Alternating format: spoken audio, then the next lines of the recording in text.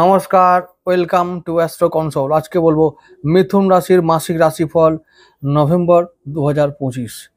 November মাস মিথুন রাশির জন্য একটা সুযোগের মাস, অর্থ লাভের মাস, অর্থ প্রাপ্তির মাস, কিছু করে দেখাবার মাস, ঘুরে দাঁড়াবার মাস। অনেক মার খেয়েছো, এবার ঘুরে দাঁড়াও। ব্যাস, কেন? একটাই কারণ, এই দ্বিতীয়ভাবে দ্বিতীয়ভাবে সঞ্চয় স্থানে 12 বছর পর দেবগুরু উচ্চস্থ হচ্ছেন, মানে সপ্তমপতি উচ্চস্থ হয়ে আছেন। নভেম্বরের প্রথম দিন থেকে, ডে 1 থেকে তোমরা শুরু করো সম্পদ, মানে সম্পদ সঞ্চয় করার জন্য, সম্পদ নির্মাণ করার জন্য। তো এই আগামী 35টা দিন, 35 ডেজ আর থাকবেন হয়তো তিনি ওই কর্কটে উচ্চস্থ হয়ে, এবং দ্বিতীয়ভাবে তারপরে আবার মিথুনে ফিরে আসবেন বক্রী হয়ে, সেটা অন্য কথা। কিন্তু এই যে 35 ডেজ থাকছেন, মানে নভেম্বর মাস জুড়ে থাকছেন তিনি দেবগুরু দ্বিতীয় ভাব, মানে আমার পকেট, ব্যাংক অ্যাকাউন্ট, সিন্ধু, ক্যাশ বাক্স, ওখানে দেবগুরু থাকছেন।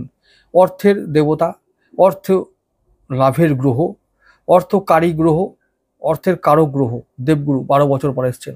কি করতে? সম্পদ নির্মাণ যাতে আমরা করতে পারি সেই কাজে হেল্প করতে এসছেন। এরপরেও যদি আমরা চুপ করে থাকি তবে কি হবে? যে কাজ আমরা করছি, যদি সম্পদ নির্মাণ করা মানে হলো আমরা অর্থনৈতিক দিক থেকে আমরা বা আর্থিক দিক থেকে আমরা সমৃদ্ধ হব। এবারে যেটা হচ্ছে যে আমার আর্থিক দিকটা অনেকটা সুরক্ষিত হবে। আমি যে কর্মটা করি সেই কর্ম থেকে যে আয় আমি করি, হয় সেই কর্মটা সুরক্ষিত হবে, না হলে আয়টা সুরক্ষিত হবে। আয় করার যে মানদণ্ড আছে, সেই মানদণ্ড একটু উঁচু হবে, পরিধিটা বাড়বে। এইরকম সুযোগ আসবে যাতে আমরা সম্পদ অটোমেটিক নির্মাণ করতে পারি, কিছুটা সঞ্চয় করতে পারি। এই সুযোগ আর সম্ভাবনা এই মাসে তৈরি হবে। তাহলে মিথুনের জন্য আমরা শুধুমাত্র এইটুকু, একটা বড় গ্রহ দ্বিতীয়ভাবে থাকা মানেই হলো তার এই একটা বড় অ্যাডভান্টেজ আমরা পাচ্ছি। এছাড়াও বুধ আমাদের দেখতে পাচ্ছি, প্রথম দিনই বুধকে আমরা আমাদের লগ্নপতিকে দেখতে পাচ্ছি আমাদের হচ্ছে ষষ্ঠ ভাবে আর বৃশ্চিক রাশিতে, যেটা কালপুরুষের অষ্টম। তাহলে কি হবে? হঠাৎ করে এই যে ষষ্ঠ জায়গাটা ঋণের জায়গা, এবং আমাদের অষ্টম ভাবটা গুপ্ত জায়গা, এবং হঠাৎ করে কোনো কিছু প্রাপ্তির জায়গা। তাহলে কি হতে পারে? হঠাৎ করে অর্থপ্রাপ্তি আমরা করতে পারি, এবং হঠাৎ করে ঋণ শোধ করতে পারি, হঠাৎ করে কারো ঋণ হয়েও যেতে পারে। ঋণ হওয়াটা বড় কথা নয়, ঋণ না হলে বড় হওয়া যাবে না। আজকাল যা ব্যবসার সিস্টেম, ঘর থেকে টাকা দিয়ে ব্যবসা করা খুব মুশকিল। এটা তো কোনো ব্যবসার থিওরি নয়। তো যাই হোক, আমি সেটা বলছি না। তবে ঋণটা যদি হয়েও যায়, পজিটিভ ঋণ করলে তোমরা কিন্তু আবার আগামী দিনে দ্বিগুণ রিটার্ন পাবে, এটা বলতে পারি। কারণ আবার ওই মাসেতেই, নভেম্বর মাসে 15 তারিখের পর থেকে আবার বুধ, আবার 24 তারিখে বুধ বক্রী হয়ে তুলায় আসবেন, শুক্রের সঙ্গে সহাবস্থান করবেন। তো ভালো একটা ব্যাপার ভালো একটা ব্যাপার। তার মানে লক্ষ্মী যোগ তৈরি করবে পঞ্চম ভাবে। তাহলে পঞ্চম ভাবে লক্ষ্মী যোগ মানে হলো যে আমি যে পরিকল্পনাগুলো করেছি, কাকে নিয়ে? আর্থিক দিকটা নিয়ে, ব্যবসার দিকটা নিয়ে। তারপরে শুক্র আমাদের পঞ্চমপতি আর দ্বাদশপতি, তাহলে ইনভেস্ট করার ব্যাপারটা নিয়ে যে পরিকল্পনাগুলো করেছি, যে প্ল্যানিংগুলো করেছি, সেই প্ল্যানিংগুলো সাকসেসফুল হবে। অনেকটা হয়ে যাবে, 85% হয়ে যাবে সাকসেসফুল, এবং সেগুলো থেকে আমরা রিটার্ন পাবো, বেনিফিট পাবো। এটা দেখে নেবে তোমরা। তো যাই হোক, আমি এবারে এই মাসে কিছু জিনিস আরও হবে, সেই ব্যাপারে আমি একটু আগে থেকে অ্যালার্ট করে দিই। 10ই নভেম্বর বুধ বক্রী হবেন, যাবেন বৃশ্চিক রাশিতে, তিনি ওখানেই বক্রী হবেন। মানে আমরা 1 নভেম্বর বুধকে দেখবো বৃশ্চিক রাশিতেই। ওই 1 তারিখ হলো, 10 তারিখে ওই বৃশ্চিকের থেকেই বুধ বক্রী হয়ে যাবে। আচ্ছা, এটা একটা ব্যাপার। 24শে নভেম্বর বুধ বক্রী হয়ে আবার তুলায় ফিরে আসবেন, আর সঙ্গে পাবেন শুক্রদেবকে। তাহলে বুধ শুক্র একসঙ্গে আবার লক্ষ্মী যোগ তৈরি হবে, কি মজার ব্যাপার। এটাই ভাব, সন্তানের ওই লক্ষ্মী যোগটা পঞ্চম ভাবে হওয়া মানে হলো সন্তান থেকে লাভ, সন্তানের উন্নতি, সন্তানের লাভ, সন্তানের শিক্ষায় লাভ, স্বাস্থ্যে লাভ। তো আবার যারা প্রেম করছো, তারা ব্যক্তিগতভাবে প্রেম যারা করছো, তাদের জন্য প্রেমের জীবনের জন্য লাভ, প্রেম ভালো হবে, বিদ্যা লাভ হবে, উচ্চশিক্ষা লাভ হবে, অর্থ লাভ হবে।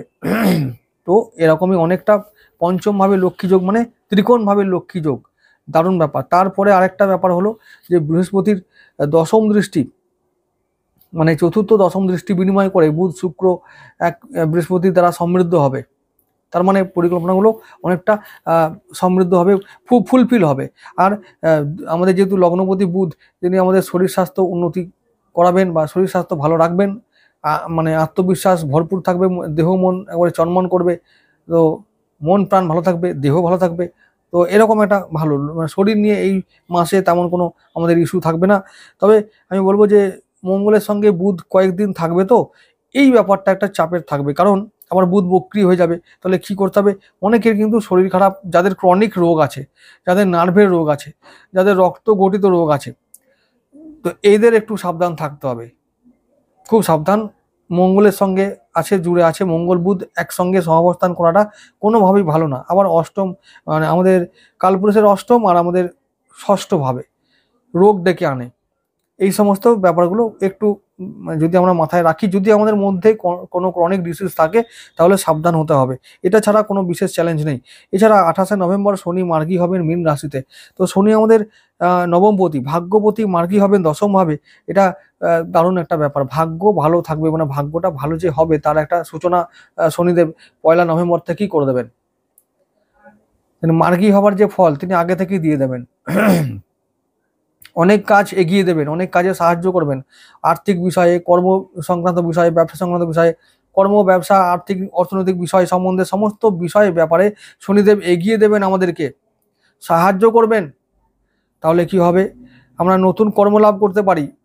যারা চাইছো বিদেশে গিয়ে কর্মলাভ, বিদেশে গিয়ে শিক্ষা লাভ, বিদেশে গিয়ে অর্থ লাভ, অর্থ রোজগার করা, সেটেল হওয়া, তোমরা এখন শুরু করে দাও, প্রিপারেশন শুরু করে দাও।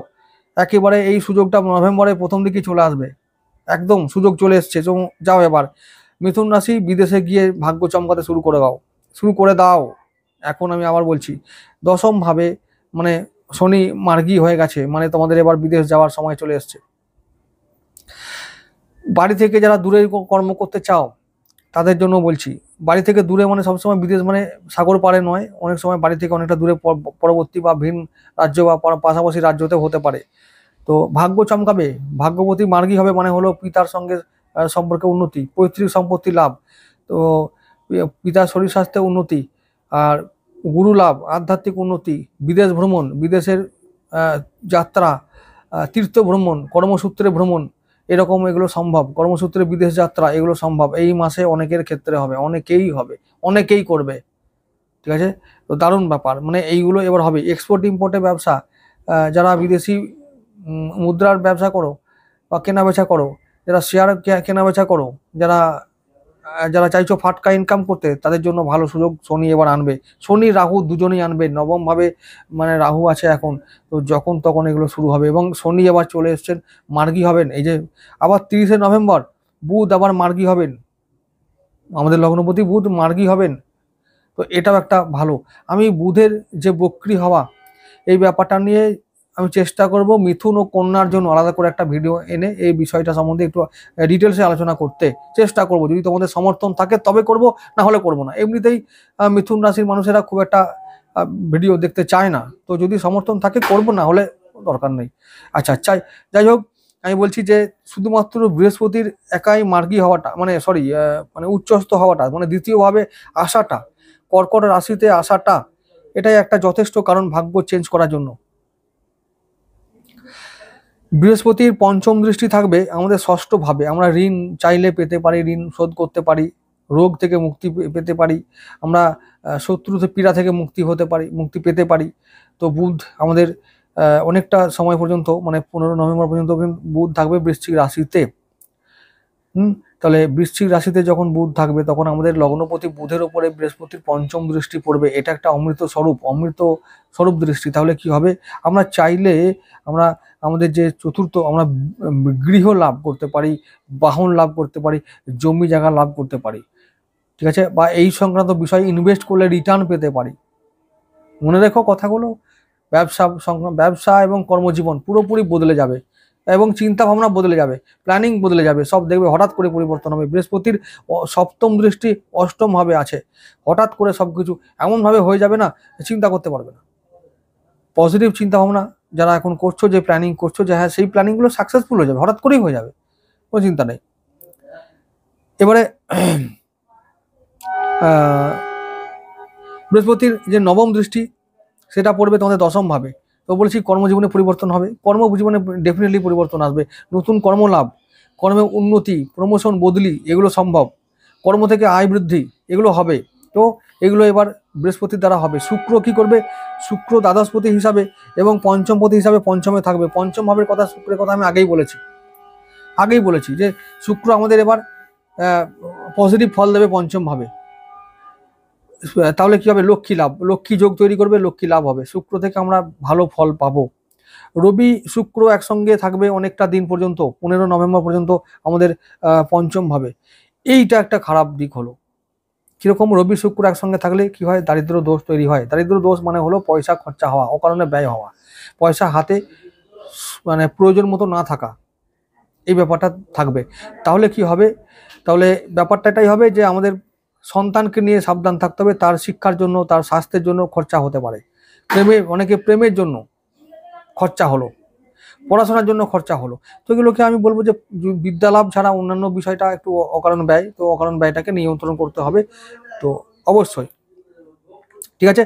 তাহলে এই সপ্তাহটা বা এই সপ্তাহ বলছি, এই মাসটা কিন্তু আমি বলবো যে মিথুন রাশির জন্য একাধিক সুযোগ ও সম্ভাবনা আনছে আমাদের। শুধুমাত্র বৃহস্পতি একাই 100, বাকি বুধ তো আছেই, শনি আছে সঙ্গে, শুক্র আছে সঙ্গে, রাহু আছে সঙ্গে। এরা আমাদের অনুকূল গ্রহ, এটা আমাদের অ্যাডভান্টেজ যে শনি রাহু আমাদের অনুকূল থাকে, আমাদের সাপোর্ট করে, আমাদের সাহায্য করে এগিয়ে যাওয়ার জন্য। এবং শনি ভাগ্যপতি মার্গী হচ্ছেন এই মাসে, তার এফেক্টটা নভেম্বরের ফার্স্ট উইকে আমরা পাবো।